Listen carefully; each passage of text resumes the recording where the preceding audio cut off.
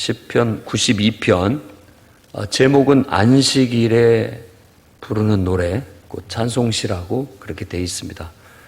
미즈모르 이게 시 혹은 운율이 있는 시 이런 걸 말한다고 한다면 쉬르는 노래를 말합니다. 그래서 미즈모르, 쉬르 두 단어가 같이 써 있습니다.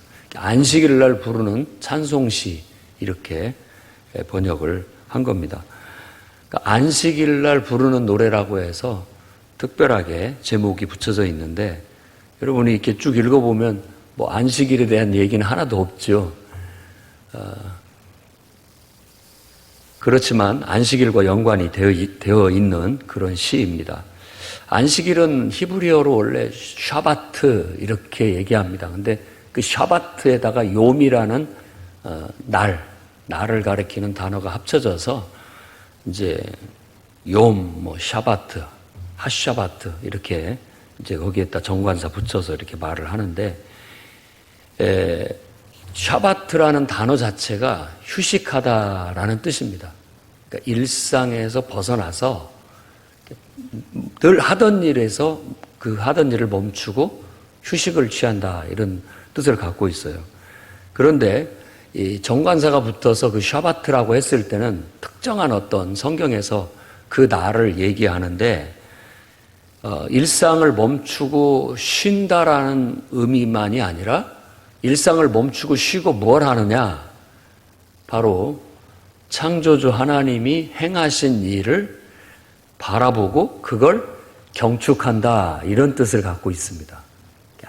이 안식일이라는 뜻 자체가 하나님께서도 최초에 안식하셨다라고 창세기에 소개를 하고 있는데 6일 동안 창조하시고 그 다음날 안식하셨다라고 얘기하면서 전체적으로 6일 동안 창조하신 창조의 모든 하셨던 일, 피조한 모든 일들을 바라보고 흐뭇해 하셨습니다. 그러니까 그걸 바라보면서 즐겼다라는 뜻으로 안식을 얘기하시는 거예요. 여러분들도 진정한 쉼이라는 것은 열심히 일하고 많은 일들을 하고 난 다음에 쉬면서 내가 이 일을 다 해왔구나 라고 바라보면서 그걸 자축하고 또 기뻐하면서 이것저것 살펴보면서 흐뭇해 할 뿐만 아니라 또 우리로 본다면 아직 완성되지 않았다면 이걸 좀 더 보완을 해야 되겠구나.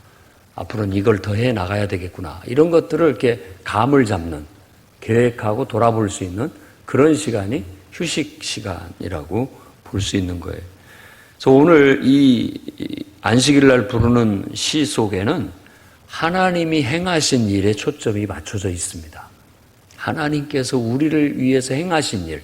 왜냐하면 안식일이라는 건 하나님이 행하신 일을 이렇게 같이 바라보면서 하나님이 큰 일을 해오셨구나. 그것을 기뻐하고 감사하고 또 경축하고 또 하나님께서 앞으로 어떤 일을 하실까 하는 어떤 기대와 소망 그런 것들을 내다보는 그런 시간이라고 볼 수 있기 때문에 그렇습니다. 그래서 이 안식일 날 부르는 노래라고 해서 결국 하나님께서 행하신 일을 경축하고 또 앞으로 하나님께서 행하실 일들에 대한 또 기대와 소망도 담겨져 있게 되는 겁니다. 자, 1절에서 3절이 하나로 묶여져 있어요. 왜냐하면 원어에서는 3절로 돼 있는데 이게 참 모호합니다. 왜냐하면 좋다 그리고 또 다른 2절, 3절 말씀도 전부 다 이렇게 함께 반복된다고 해야 되나요? 그러니까 하나의 동사를 썼는데 이 동사가 3구절에 다 걸리는 동사예요. 그리고 또 시편금, 비파, 수금, 악기 연주도 어찌 보면 다 3절에 다 포함된다고도 볼 수 있는 거고 그래서 이걸 딱히 구분해서 번역하기가 어려워서 그냥 뭉뚱그려가지고 1에서 3절을 한꺼번에 번역을 하게 된 겁니다. 처음 시작되는 단어는 토부, 좋다, 참 좋다라는 거거든요. 이 좋다라는 것을 이렇게 우리가 보면 창세기가 딱 떠오릅니다. 하나님께서 만물을 이렇게 지으시고 보시기에 심히 좋았더라라고 그렇게 말하는데, 안식일 날의 의미가 바로 그거인 거예요. 야, 참 좋다. 참 좋다. 그러니까 하나님을 예배할 때 우리의 마음도 그래야 되는 겁니다. 지금은 이제 안식 후 첫날 예수께서 부활하심으로 인하여 구약의 시대가 지나가고 신약의 시대가 와서 예수 그리스도 안에서 우리는 이제 휴식의 개념이 아니라 예수 안에서의 어떤 경축과 어떤 완성의 의미로서 그 완성의 사역에 동참하기 위해서 이제 주일날 예배를 드리게 되는 겁니다. 예수의 부활을 받고 예수의 부활의 날이 우리에게도 임하게 될 그 부활의 날을 소망 삼고 살아가는데 초점을 두고 그 부활의 소식을 널리 알리는 게 궁극적인 목적이기에 이제 안식의 개념이 아니라 가만히 앉아 쉬는 개념이 아니라 주를 위해서 복음을 전하며 사역을 하는 사역적인 더 역동적인 의미로 바뀌게 된 겁니다. 그러나 여전히 하나님을 경축하고 그분의 행하신 일을 경축하고 그분을 기뻐하는 일은 똑같이 예배를 통해서 표현되어지게 된 겁니다. 그래서 우리가 예배 드릴 때는 항상 하나님이 행하신 일을 기뻐하고 경축하고 참 좋다라고 할 수 있어야 되겠습니다. 뭐가 좋냐라고 했을 때 이제 1, 2, 3절에 다 그게 걸립니다. 지존자여 당신의 이름을 위하여 연주하고 찬양하기에 참 좋다. 그러니까 하나님을 당신의 이름, 어떤 여호와 하나님의 이름 그 자체를 볼 때마다, 그 이름을 부를 때마다 그 이름을 노래하고 그 이름을 연주하고 찬양하니까 참 좋다라고 그렇게 얘기합니다. 2절에는 아침에 주의 인자함을, 저녁에 주의 성실함을 선언하는 것이 참 좋다. 아침, 저녁이라고 얘기하는 것은 하루 온종일을 말하는 것이라고 볼 수 있습니다. 아침에만 주의 인자하심을, 밤에만 주의 성실하심을이 아니라 아침, 저녁으로 하루 종일 주님의 인자하심을 이렇게 하나님의 변함없는 사랑, 헤세드, 그리고 성실하심, 우리를 향하여 정말 변함없이 우리를 신이 있게 대하시는 그 주님의 성실하심을 보니까 그것을 노래하고 선언하는 것 자체가 너무 좋다 이렇게 말하고 있고, 그 다음에 3절에 걸리는 건 시평금, 비파, 수금, 이런 어떤 히가연이라고 해가지고 시편에 많이 쓰는 용어인데, 정숙한 소리, 어떤 정숙하게 경건하게 울려 퍼지는 악기 연주 소리를 말합니다. 그런 것이 너무 좋다라고 그렇게 말하고 있어요. 그래서 이런 것들이 다 따로 번역하기가 뭐하니까 결국은 하나로 뭉뚱그려서 전체 한 구절로, 한 문장으로 만들어서 번역을 해서 1에서 3절이 함께 번역되어져 있는 것입니다. 안식일 자체가 곧 우리가 생각한다면 하나님을 예배하는 것, 이렇게 생각을 해야 되겠어요. 하나님을 떠올리고 그 하나님 앞에서 하나님을 찬송하고 하나님을 기뻐하고 하나님께 감사하고 이런 모든 것들. 그럴 때 항상 기쁘고 감사하고 즐거운 일이 있을 때는 악기 연주가 빠지지 않았다는 것, 노래가 빠지지 않았다는 것. 우리도 명절이나 축제 이런 것들을 보면 노래나 연주, 이런 악기 연주가 빼고는 생각할 수 없습니다. 그것 자체가 없다면 축제가 아닌 것 같아요. 분위기가 안 나잖아요. 그런 것처럼 하나님을 기뻐하고 경축하는 데에는 우리가 동원할 수 있는 가장 좋은 그런 모든 것들을 동원해서 우리가 하나님을 예배하고 또 기뻐하고 경축해야 되겠습니다. 4절에서 6절까지 말씀은 이제 주께서 행하신 일들이 나오기 시작합니다. 주께서 행하신 일, 나를 기쁘게 합니다.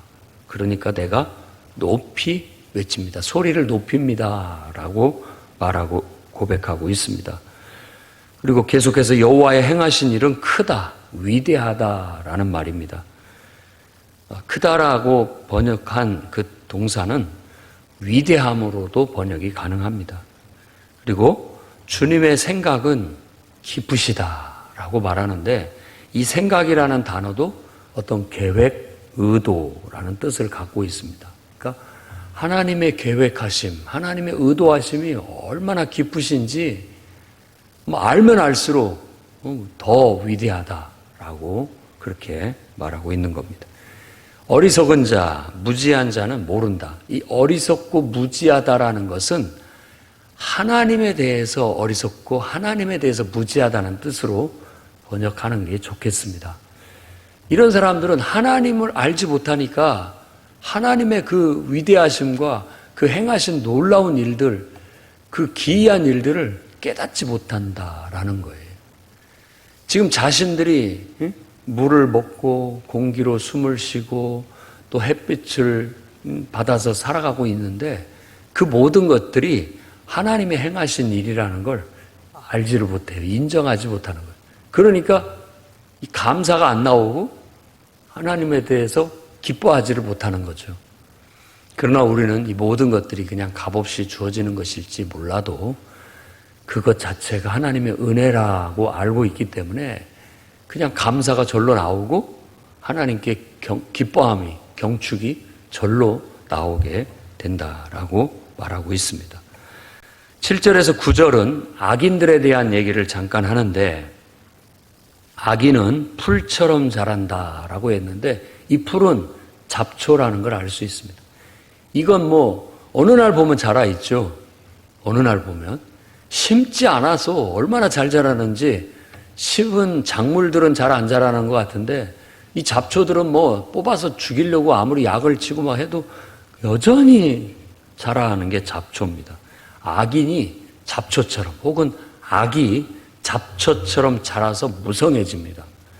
그러나 그것이 흥왕한 것, 무성해진 것처럼 보이지만 결국은 다 뽑혀서 없어지고 말 거라는 거예요. 그래서 악은 근절되고 만다라는 걸 말하고 있고 왜냐? 하나님께서 지존하시기 때문에 지극히 높은 자이시기 때문에 그분은 당연히 악을 근절하시고 뽑아내시는 분이다라는 걸 고백하고 있는 겁니다. 악인, 원수, 죄악을 행하는 자 다 흩어진다라고 흩어질 것이다라고 말하고 있는데 이 흩어짐은 소멸돼 없어진다라는 뜻입니다. 이렇게 다 흩어져 버리면 결국 없어진다는 뜻을 갖고 있기 때문에 그렇습니다. 결국은 하나님의 지존하신 하나님은 온 세상을 창조하신 창조자일 뿐만 아니라 온 세상을 심판하신 심판자이고 또 구원자이십니다. 그러니까 이 세 가지의 하나님의 섭리에 대해서 성경은 늘 얘기하고 있습니다.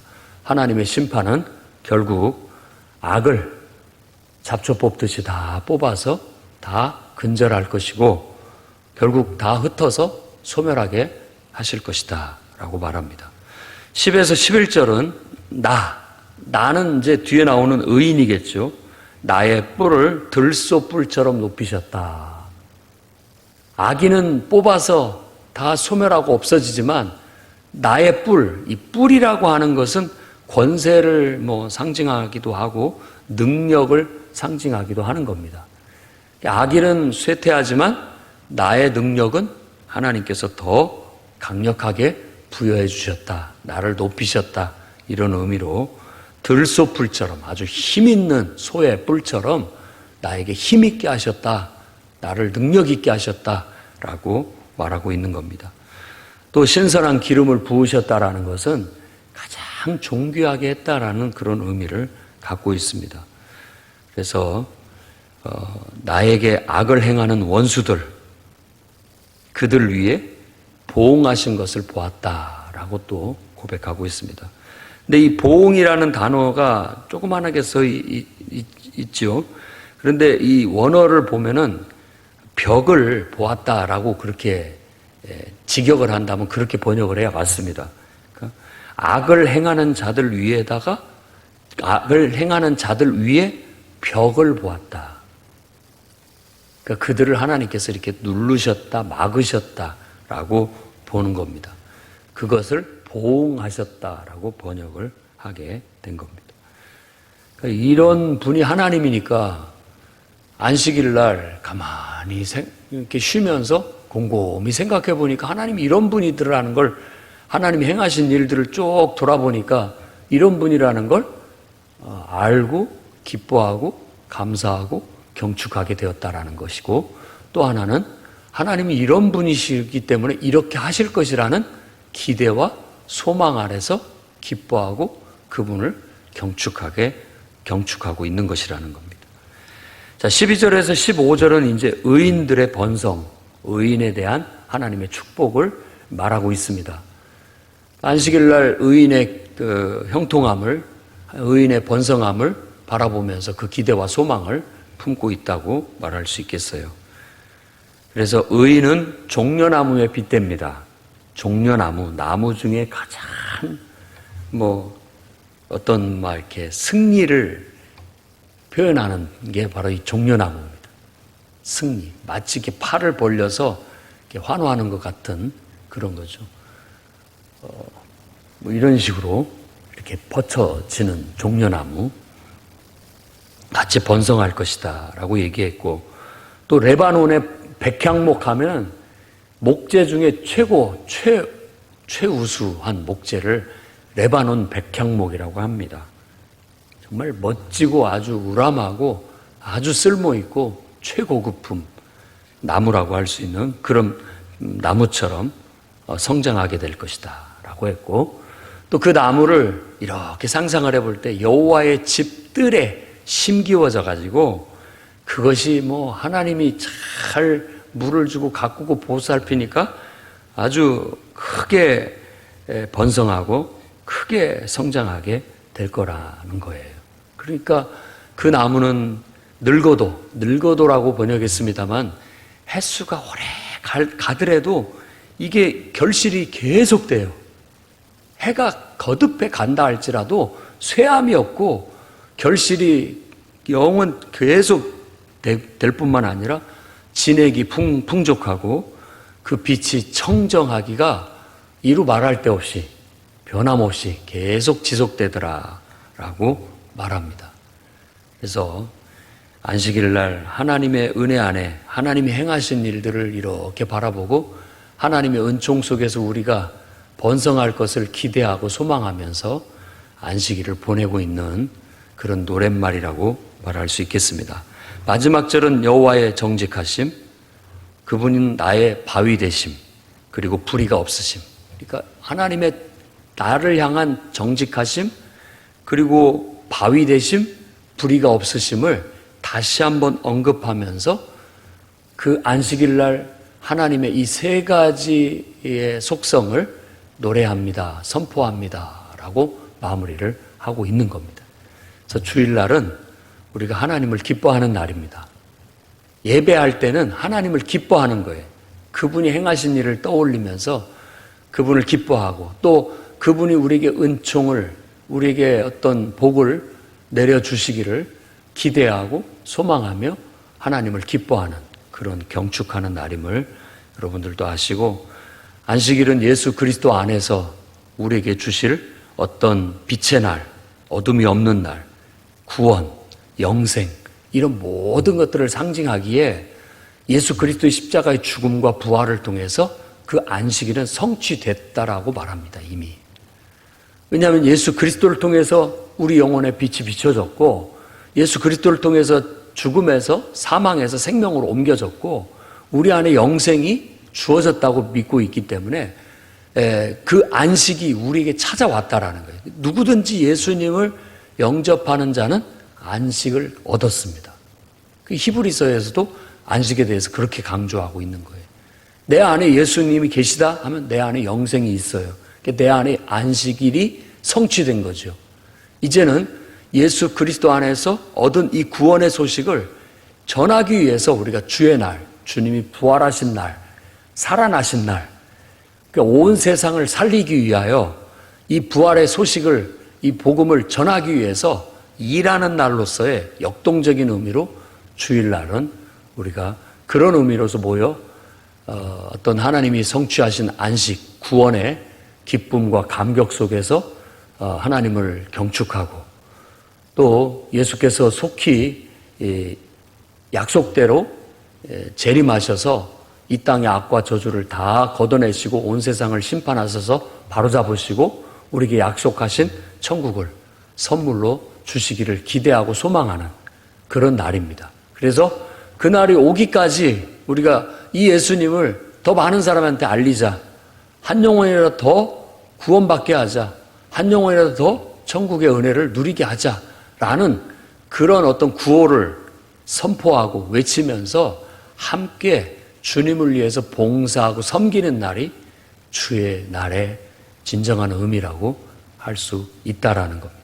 그래서 그 날들을 우리가 거룩하게 여기고 함부로 여기지 않고 그 날의 의미를 충분히 살리면서 한평생 주님과 더불어 살아가는 여러분들이 되시기를 주의 이름으로 축원합니다.